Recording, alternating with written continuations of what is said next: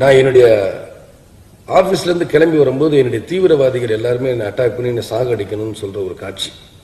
அந்த காட்சிக்காக ரோட்டில் நான் வரும்போது அந்த சண்டை காட்சி அமைக்கணும். அதுக்காக ஒரு 70 கார் இடையில எல்லாம் கிராஸ் ஆகிட்டு போகணும் வரணும் அப்படின்ட்டு இருக்கோம். அந்த 70 காரை வச்சு டெய்லி நாங்கள் போய் ஷூட்டிங் ஸ்பாட்டில் போய் நிற்போம். ஒரு அரை மணி நேரம் இருப்போம், திரும்ப மழை வந்துடும். இப்படி ஒரு 15 நாள்.